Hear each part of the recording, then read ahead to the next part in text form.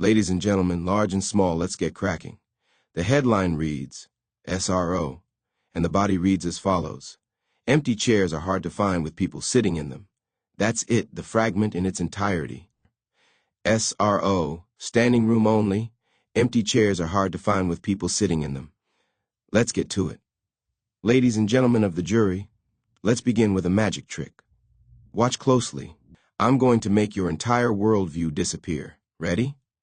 Empty chairs are hard to find with people sitting in them. Boom, there it is.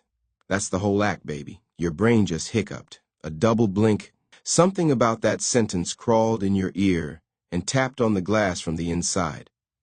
It's simple, obvious, and yet completely broken, which is precisely what makes it perfect. See, most people, good people, tax-paying people, latte-drinking people, they look at this sentence and think, well, sure, that makes sense. If there are people sitting in the chairs, then of course they're not empty. Duh. Smirk. They nod. They move along. But me, I stop. I grin. I see blood. Because this sentence, this seemingly harmless piece of furniture-based observation, is a trap door. A philosophical bear trap wrapped in a Hallmark wrapper, and I adore it.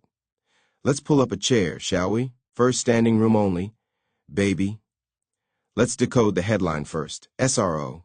That's shorthand for standing room only, a term you hear at sold-out concerts, overpacked funerals, or really bad open mics where the first 5 comics are all named Travis. It means there are no seats left. Everything is taken. No space for the latecomers, the wanderers, the drifters.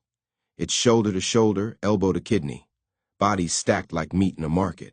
But here's the joke. There are still chairs. They're just not available. So S.R.O. becomes a kind of social condition, a state of exclusion masquerading as full attendance. And let me tell you something about full rooms. They're not always full of the right people. Hell, sometimes they're just full of fillers, placeholders, seat warmers with nice shoes and cold hearts. But they count, don't they? To the bouncer at the door, they do. No chairs left, kid. Go stand in the back, maybe next time. This is how empires run. Not with truth, not with virtue, but with occupied furniture. Second, now let's twist the knife. Let's go back to the line, empty chairs are hard to find with people sitting in them. Now, you tell me. What's wrong with that sentence? Nothing? Everything? It's tautological. Self-referential.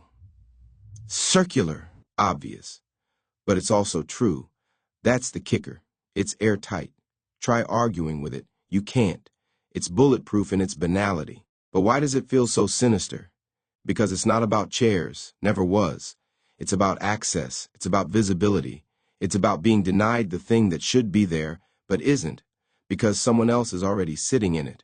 You ever walk into a room where you used to belong, but now someone else is in your spot? Yeah, that's what this sentence is about. Not chairs, displacement, and maybe, just maybe, a little bit of revenge. Third, who gets a seat? Let's talk about privilege. Not the finger-wagging, blue hair in the quadrangle kind. I mean the real kind, the old kind, the chair at the table kind, where who gets to sit is the whole game. See, the lie they tell you in school is that life is a meritocracy. That if you work hard and follow the rules, one day, someone will pull out a chair for you and say, "Have a seat, champ. You earned it." Ha, no. The real rule is this. If all the seats are taken, there are no new chairs. You don't get a seat, you get denied, you get S.R.O. You get to stand in the back and smile like it doesn't bother you.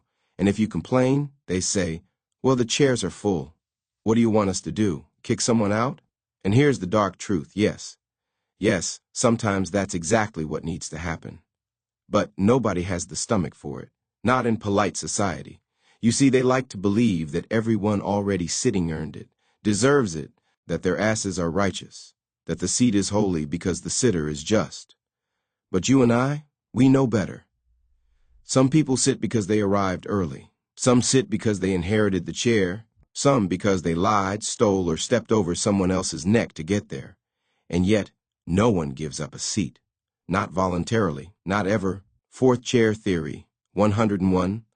Let me introduce you to a little idea I like to call chair theory. It goes like this. Every chair is a promise, the promise of comfort, of legitimacy, of belonging, of being allowed to rest your bones without being chased off like a dog. But that promise comes with a price, because every occupied chair is a closed door to someone else. That's the joke. When you sit, someone else stands.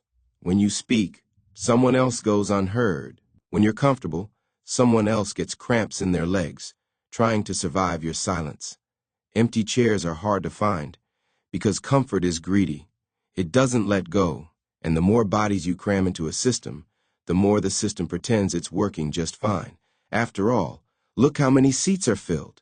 It's efficient, it's stable, it's civil, until someone with a match shows up. Fifth, now let's burn the room down this short, this little wicked line. It seems like a throwaway, a riddle, a tossed-off observation, but it's a Molotov cocktail in a wine glass. It whispers, what you're looking for can't be found, because someone else got there first, and you will not find them sleeping. They're seated, smiling, settled in, and you're still looking for an empty chair. So what happens next? What do you do when you realize every seat in the house is taken? Not because of some cosmic balance, but because someone decided you don't belong. I'll tell you what you do. You flip the table. You kick a leg off that chair and ask who feels comfortable now. Or better yet, you bring your own chair. Sit anyway, on their stage, in their moment, in their safe little bubble of inclusion and applause. Make yourself the elephant in the room, and don't apologize for the noise. 6. The Joker's game of musical chairs. Now here's a fun twist.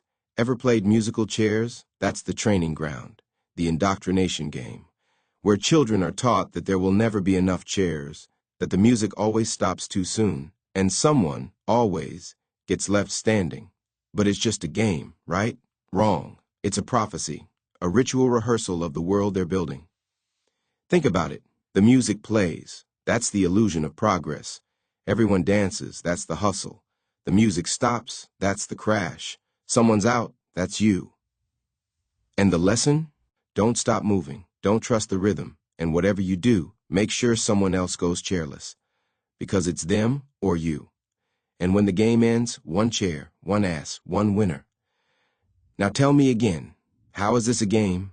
7th final trick, who's really sitting? Let's go back one last time to the original line. Empty chairs are hard to find with people sitting in them. But what if the people in those chairs don't know they're sitting? What if they're propped up, Weekend at Bernie's style, all corpse and costume? What if they're asleep, complacent, sedated by comfort, Netflix, and a 401k? What if they're not really alive? Then the chairs look full, but they're actually vacant, occupied by ghosts, by debtors, by cowards in khakis. So maybe the problem isn't that the chairs are taken. Maybe the problem is who's sitting in them. And maybe, just maybe, the real joke is that the only empty chair left is yours, waiting.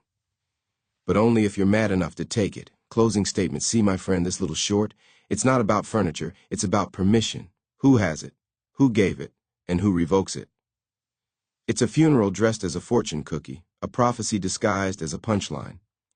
Because in this world, this rigged world, empty chairs don't get discovered. They get taken. So if you're waiting for someone to offer you a seat, you'll be standing forever.